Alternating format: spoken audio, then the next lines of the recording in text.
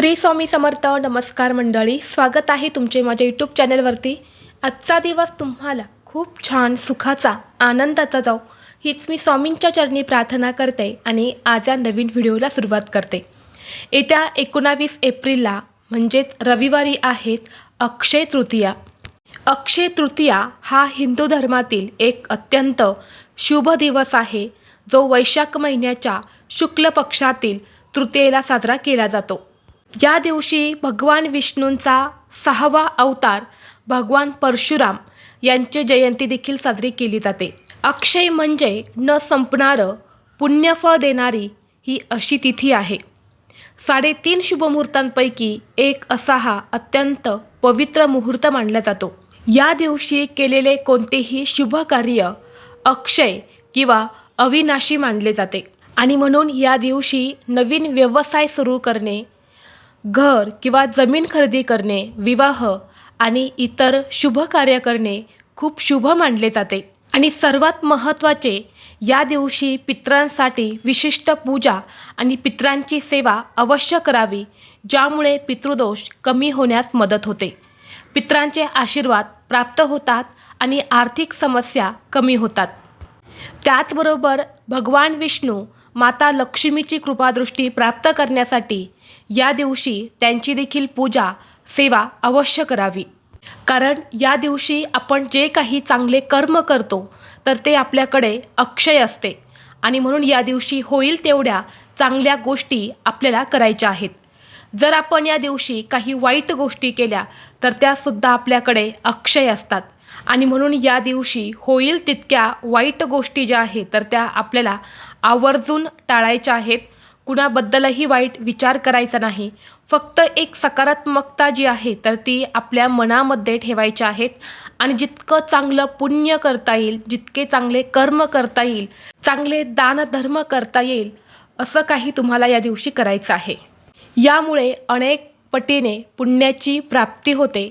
अक्षय तृतीयेच्या दिवशी माता लक्ष्मी आणि भगवान विष्णूंची पूजा करावी. अष्टलक्ष्मी प्राप्तीसाठी अक्षय तृतीयेचा दिवस हा खूप शुभ मानला जातो. त्याचबरोबर या अक्षय तृतीयेच्या दिवशी पितृ हे मृत्यूलोकातून पृथ्वीवरती येत असतात आणि म्हणून त्यांचा आशीर्वाद प्राप्त करून घेण्यासाठी, पितृदोष हा नष्ट होण्यासाठी, घरातील दोष अडचणी दूर होण्यासाठी काही प्रभावी उपायसुद्धा केले जातात. आज व्हिडिओमध्ये मी तुम्हाला एक अतिशय प्रभावी असा उपाय सांगणार आहे.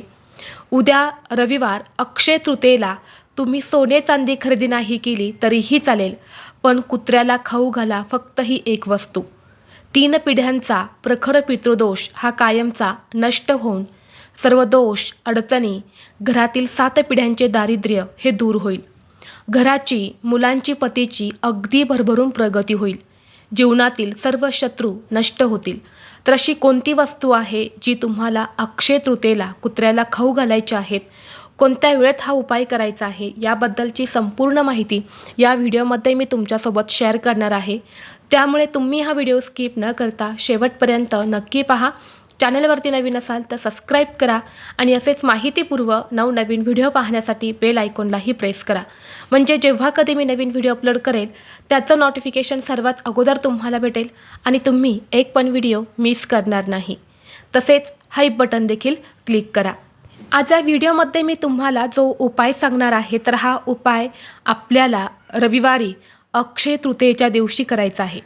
दिवसभरामध्ये तुम्ही कधीही करू शकता. अगदी सकाळपासून ते संध्याकाळपर्यंत जेव्हा केव्हा तुम्हाला शक्य होईल तेव्हा फक्त ही एक वस्तू तुम्हाला कुत्र्याला खाऊ घालायची आहेत.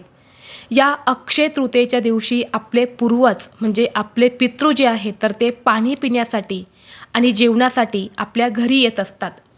ते आपल्याला कावळा, कुत्रा, गाय या स्वरूपामध्ये म्हणजेच मुख्य प्राण्यांच्या स्वरूपामध्ये ते आपल्याला भेटत असतात आणि म्हणून या दिवशी जर आपण कुत्र्याला ही एक वस्तू खाऊ घातली तर आपल्या कुंडलीतला, आपल्या घरातला कितीही प्रखर पितृदोष असेल तर तो दूर होतो.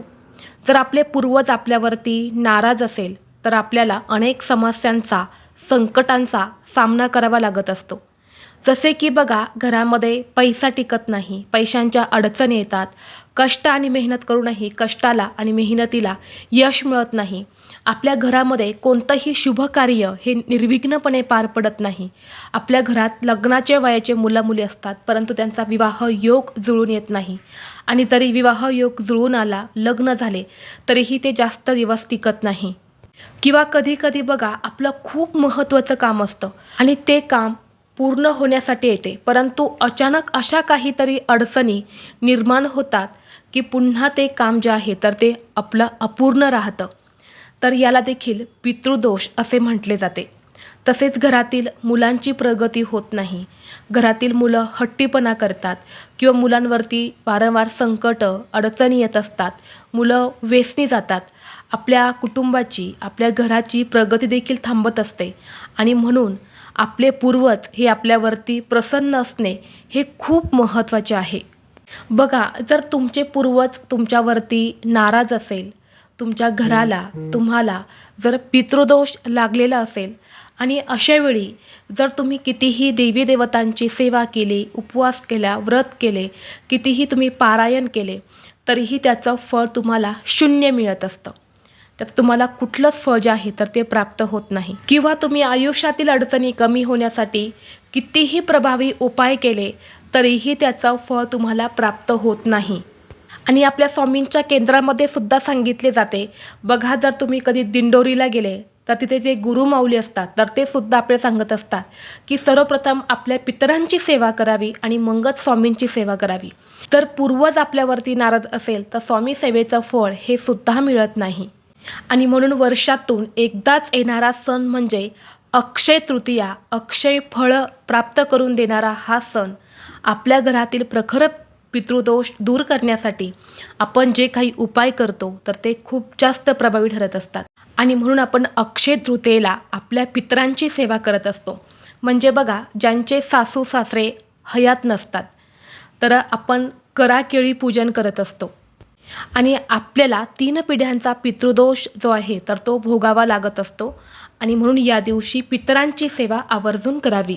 एक वेळ तुम्ही या दिवशी माता लक्ष्मी आणि भगवान विष्णूंची सेवा नाही केली तरीही चालेल, परंतु पूर्वजांची सेवा ही आवर्जून करायची असते. आता ही जी वस्तू आहे तर ही कुत्र्याला खाऊ घालण्यासाठी आपल्याला अक्षय तृतीयेच्या दिवशी सकाळी लवकर उठायचं आहे, स्वच्छ स्नान करायचं आहे, अंघोळीच्या पाण्यामध्ये गंगाजल, थोडीशी हळद टाकून तुम्हाला स्नान करायचे आहेत. यामुळे आपण केलेले वाईट कर्म, पाप ही नष्ट होतात, आपलं शरीर हे शुद्ध आणि पवित्र होते. त्याचबरोबर पितृदोष हा देखील कमी होतो. यानंतर आपल्या देवघरातील देवांची विधिवत तुम्हाला पूजा अर्चा करून घ्यायची आहेत. धूप दीप अगरबत्ती लावून वातावरण हे प्रसन्न करायचं आहे. आणि यानंतर तुम्हाला या अक्षय तृतीयेला सकाळीच तुमच्या देवघरामध्ये माता लक्ष्मीचा फोटो असेल, मूर्ती असेल तर त्यांच्यासमोर तुम्हाला 16 मुखी दिवा आवर्जून लावायचा आहे. थोडंसं गव्हाचं कणिक मळा, त्यामध्ये हळद टाका आणि असं कणकेचा 16 मुखी दिवा तुम्हाला तयार करायचा आहे. त्यामध्ये शक्यतो तूप घाला, तूप नसेल तर तेल घाला आणि असा 16 मुखी दिवा जो आहे तर तो माता लक्ष्मीसमोर तुम्हाला तुमच्या देवघरामध्ये लावायचा आहे. कारण अक्षय तृतीयेला असा दिवा आपल्या घरात लक्ष्मीसमोर लावल्याने 4ही दिशेने आपल्या घरामध्ये धनसंपत्ती ही येत असते. घरामध्ये माता लक्ष्मी अखंड स्वरूपात वास करते. आणि यानंतर तुम्हाला कुत्र्याला ही जी एक वस्तू मी सांगणार आहे तर ती खाऊ घालायची आहेत. आता तुम्हाला हा उपाय करण्यासाठी जेव्हा तुम्ही सकाळी स्वयंपाक करणार आहे तर तेव्हा स्वयंपाक करताना जी काही चपाती किंवा भाकरी तुम्ही बनवणार आहे तेव्हा जी शेवटची भाकरी असते ना ती तुम्हाला घ्यायची आहेत किंवा शेवटची चपाती तुम्हाला हा उपाय करण्यासाठी घ्यायची आहे. या दिवशी पहिली चपाती ही तुम्हाला गाईलाच खाऊ घालायची आहेत. पहिली चपाती बनवली की त्यावरती एक गुळाचा खडा ठेवायचा आणि अशी ही चपाती तुम्हाला गाईला खाऊ घालायची आहेत. आणि शेवटची भाकरी किंवा चपाती असणार आहे तर ती तुम्हाला एका ताटामध्ये घ्यायची आहेत. त्या भाकरीला किंवा चपातीला तुम्हाला एक मोहरीच्या तेलाचं बोट जे आहे तर ते ओढून घ्यायचं आहे. जास्त तेल लावायचं नाही, अगदी थोडंसं तेल लावायचं आहे. कारण बघा, कुत्रा जे असतो ना तो तेलकट पदार्थ जास्त खात नाही, म्हणून एकच बोट तुम्हाला ओढून घ्यायचं आहे. यानंतर त्या भाकरीवरती तुम्हाला एक थोडासा गुळाचा खडा ठेवायचा आहे. जास्त ठेवायचा नाही, कारण कुत्र्यांना जास्त गोड पदार्थ हे खाऊ घातले जात नाही. अगदी छोटाच तुम्हाला एक गुळाचा खडा ठेवायचा आहे. आणि त्यासोबतच तुम्हाला थोडीशी चणा डाळ ठेवायची आहेत. भिजवलेली चणा डाळ असेल तर अतिशय उत्तम, किंवा तुम्ही तशीच अगदी थोडीशी 5 ते 7 दाणे तुम्ही ठेवले तरीसुद्धा चालेल. आणि कुत्र्यांना चणा डाळ जी आहे ना ती खूप जास्त आवडते, कारण त्यामागे सुद्धा एक शास्त्र सांगितलं जातं. आणि यानंतर तुम्हाला सोबतच थोडासा भंडारा घ्यायचा आहे आणि या दोन्ही वस्तू घेऊन तुम्हाला कुत्र्यापाशी जायचं आहे.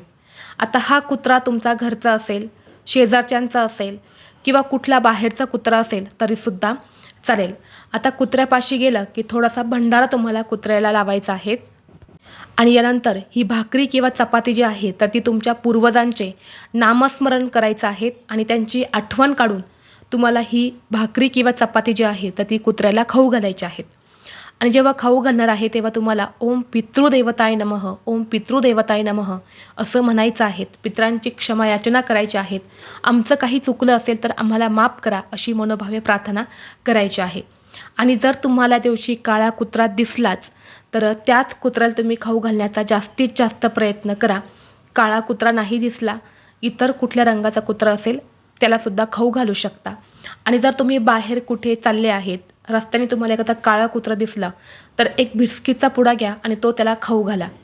आणि जर या दिवशी तुम्हाला कुत्र्याला भाकरी खाऊ घालणं शक्य झालं नाही, जर तुमच्याकडे मोहरीचं तेलच नसेल तर मग काय करायचं, अशावेळी थोडासा दही भात शिजवायचा आहे. थोडा भात शिजवा, त्यावरून 1 चमचाभर दही टाका आणि हा जो दही भात आहे ना हा तुम्हाला कुत्र्याला खाऊ घालायचा आहे. बघा, पूर्वजांनासुद्धा दही भात हा ठेवला जातो आणि म्हणून चपाती ठेवणं शक्य नसेल तर तुम्ही बघा थोडासा दही भात तुम्ही कुत्र्याला खाऊ घातला तरीसुद्धा चालेल. जर आपण अक्षय तृतीयेला कुत्र्याला दही भात खाऊ घातला तर कितीही प्रखरातील प्रखर पितृदोष जो आहे तर तो दूर होतो. तुमच्या कुंडलीमध्ये जर राहू, केतू, शनीचा वाईट प्रभाव असेल तर तो सुद्धा दूर होतो. कारण पहा, कुत्रा हा केतू ग्रहाचा प्रतीक आहे. पांडव यांच्या स्वर्गयात्रेदरम्यान युधिष्ठिर यांच्यासोबत कुत्रा स्वर्गात गेला होता. यामुळे अक्षय तृतीयेला कुत्र्यांची सेवा केल्यास केतू प्रसन्न होतो. त्यानंतर जीवनात कधीही कोणतीही समस्या येत नाही. तसेच हा उपाय केल्याने पैशांची कमतरता दूर होते, व्यवसायामध्ये चांगले यश मिळते, कर्जापासून सुटका होते, नोकरी समस्या असेल तर त्यासुद्धा दूर होतात, तुमचे आरोग्य हे चांगले राहते आणि घरात सुख शांती राहते. शत्रूसुद्धा कमकुवत होत असतो. होणारा शत्रूंचा त्रास हा सुद्धा पूर्णपणे नष्ट होतो. म्हणून हा उपाय तुम्ही अक्षय तृतीयेला आवर्जून करायचा आहे.